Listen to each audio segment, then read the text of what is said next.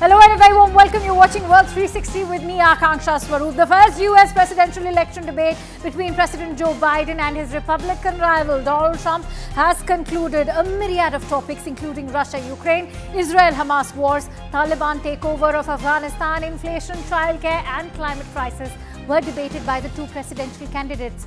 But that's not the only debate that grabbed international attention. Rishi Sunak and Keir Starmer went ahead with their TV debate, and that was before UK goes to the polls next week. Interestingly, WikiLeaks founder Julian Assange has also returned to Australia after the end of his US legal battle. And demonstrations continue across Kenya despite the government's dramatic U-turn on legislation that would have raised taxes. And those are our top stories. But first up, let me bring you the headlines. The first US presidential election debate between President Joe Biden and his Republican rival Donald Trump was held in Atlanta. A myriad of topics, including Russia, Ukraine, Israel-Hamas wars, Taliban takeover of Afghanistan, inflation, childcare and climate crisis were debated by the two presidential candidates. This mission is one of the most urgent. Kenya's President William Ruto says he will withdraw a finance bill containing a controversial tax hike after deadly protests which saw Parliament set ablaze on Tuesday. At least 22 people have been killed in Tuesday's protests. This, according to the state-funded Kenya National Commission on Human Rights. WikiLeaks founder Julian Assange has landed in Australia after walking free from a US court. He hugged his wife and father at the airport as a small group of supporters cheered his arrival. Last week, he signed a deal with the US that would see him plead guilty to one charge instead of the 18 he was originally facing. And on Friday, polls in Iran opened for a presidential election following the death of President Ibrahim Raisi in a helicopter crash last month. There are 4 contenders to choose from who are loyal to the supreme leader at a time of growing public frustration. The snap election coincides with escalating regional tensions due to the current war between Israel and Iranian ally Hamas in Gaza and Hezbollah in Lebanon. Now, the two contenders for the presidential post, Joe Biden and Donald Trump, kicked off the presidential debate in a fiery clash that took place in Atlanta. The debate was hosted by CNN. Both the leaders were engaged in sharp tirade against each other. This was the very first time a president and a former US president have debated. The two rivals did not shake hands as they took their positions at podiums just feet apart in a studio with no live audience. Republican Donald Trump said in his opening salvo against US President Joe Biden that inflation is killing the United States. Trump called President Joe Biden's withdrawal of troops from Afghanistan the most embarrassing day in the history of the country's life. He claimed that the job growth during President Joe Biden's presidency is all bounce-back gains after the pandemic lockdowns that temporarily devastated the U.S. economy. Trump has referred to Biden's presidency as the worst presidency in the history of the United States. Now, President Biden has attacked Republican Donald Trump for his role in curbing American abortion access, calling it a terrible thing. Joe Biden said that his administration worked very hard to get a bipartisan border agreement with Congress and called out Trump's actions on immigration during his presidency. Now, Biden further added that Russian President Vladimir Putin is a war criminal and wants to re-establish the Soviet empire. While commenting on the Israel-Hamas war, Biden was of the stance that Hamas should never be allowed to continue. We bring you the key moments and highlights of that debate.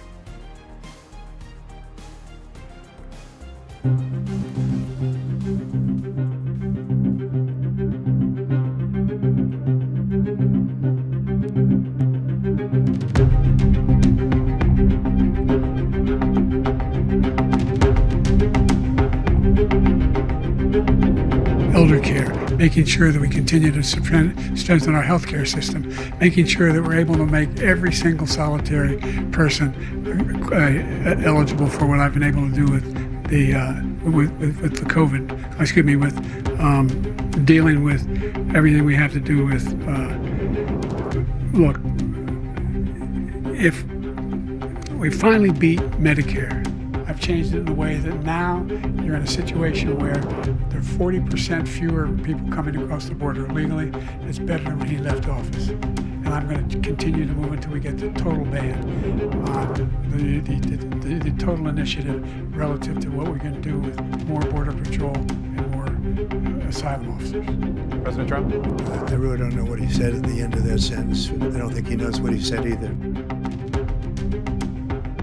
And he caused the inflation. He's blaming inflation, and he's right, it's been very bad. He caused the inflation, and it's killing black families and Hispanic families and just about everybody. Every state is now a border. And because of his ridiculous, insane, and very stupid policies, people are coming in and they're killing our citizens at a level that we've never seen. We call it migrant crime. I call it Biden migrant crime. This is a war that never should have started. If we had a leader in this war, he led everybody along. He's given $200 billion now or more to Ukraine. I was getting out of Afghanistan, but we were getting out with dignity, with strength, with power. He got out. It was the most embarrassing day in the history of our country's life. How many billions of dollars do you owe in civil penalties for molesting a woman in public, for doing a whole range of things, of having sex with a porn star on the night while your wife was pregnant? I mean, what are you talking about? You have the morals of an alley cat. Well, I took 2 tests, cognitive tests. I aced them, both of them, as you know. We made it public. He took none. I'd like to see him take one, just one, a real easy one. Like go through the first 5 questions, he couldn't do it. My son was not a loser, was not a sucker. You're the sucker. You're the loser.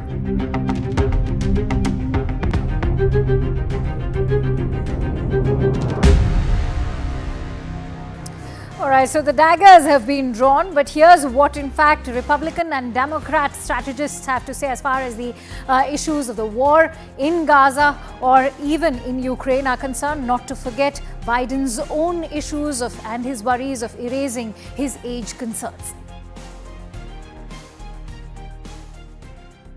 What is it that is going to place Joe Biden on the back foot? Is it wholly his age? Also, I want to know from you, were you surprised when Biden, in fact, challenged Donald Trump to this debate, going by his past record of now being forgetful? He's also being, there have been a lot of attacks. I don't want to be mean about his age, but, were you surprised when he actually challenged Donald Trump to this debate? Not to forget the fact that this is also going to be a very unconventional seat, considering we're going to see a former president engaged in a debate with the current president. Well, that's a very insightful question, because debates have become a standard part of the presidential races, and it's very hard to get out of them. And we know that Mr. Biden has he's up against the wall when it comes to trying to defend something. All he can do, he'll have the shiny objects. He'll call Mr. Trump names and say he's a convict. He was able to try to put him in jail, and he'll make various other charges. But he can't talk about the border, and he can't talk about inflation, and he can't talk about peace and prosperity in the world.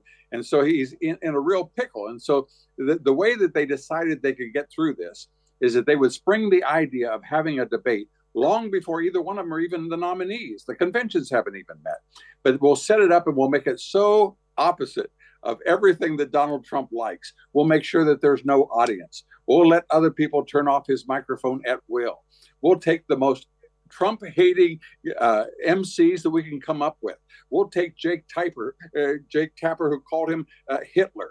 And we'll use CNN, which has constantly been a thorn in the side. And we'll take everything that makes it impossible for him to function, impossible for him to accept, and we'll spring that on him. Now, Donald Trump, and here's the whole point, Donald Trump is a whale of a lot smarter than most people would ever guess. And he saw exactly what it was. If he asked for one thing, if he asked to sit down rather than stand up, if he asked for a microphone, if he asked for anything at all, they would come back and say, well, he wanted to negotiate, he wouldn't meet, and we would then go throughout the entire rest of the campaign. Well, we offered it and he didn't accept. And one person, I can assure you, consultants wouldn't come up with this. Very few people would see the wisdom in this. Donald Trump said, fine, I'll do it. And so he has the 2 most Trump-hating moderators in a situation where he is totally attacked at all times, but it forced Biden to now have to debate, and that's the last thing that they wanted. I think there was a very crucial point that you touched upon, Bob. And Amy, I think what Joe Biden right now lacks is perhaps the confidence that a Donald Trump has been exuding, despite the very many criminal cases against him. Because remember, the forgetfulness on the stage, the mumblings, too many embarrassing gaffes that could very well, and I think has already placed Joe Biden on the back foot. Sure. Now, just to go back on Bob's point, though, both campaigns actually agreed to everything that CNN has laid out. So it's not just leaning towards favoring one candidate over the next. Yes, each candidate has 2 minutes to answer a question. Each candidate has 1 minute to respond. It's going to run 90 minutes long with 2 commercial breaks. And yes, each candidate will be muted once they have given their response. So that way, one cannot overtalk the other. And so both campaigns agreed to all of the rules that have been laid out. So it is not going to be favoring one or the next. But yes, I do find that Joe Biden has an uphill battle. And it's because in this limited time frame, you have to think quickly on your feet. You have, if you're going to come up with a quick-witted one-liner in your strategic response, that is something that Donald Trump actually does very well with. And that's why he holds so many rallies. He actually thrives off of being able to use the teleprompter and go off of the teleprompter. Sometimes I think he goes a little too far off of the teleprompter, but that's what he enjoys.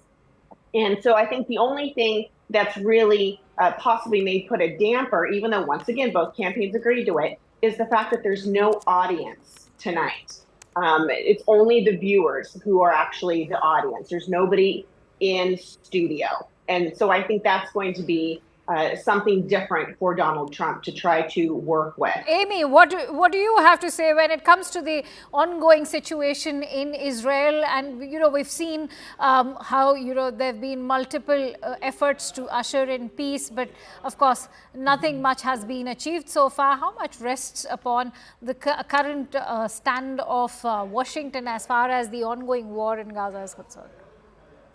Well, I think it's extremely important, and I agree with Crystal. It's going to be vital with the way that he relays his message and on where the administration currently stands, because you do have a very heated debate, at every level, every county, so many cities, on both sides, and people are scared. People are exhausted for their friends and families that are still living overseas and on both sides.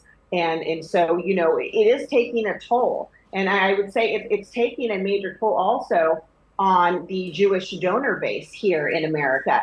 We've seen that at first there were a number of progressive Jewish Americans that historically vote Democrat. And then because of President Biden sort of taking a step back and keeping a foot on either side of the fence, that made them extremely unhappy. And so you started to see their pocketbooks slowly close up. So that has actually started taking place.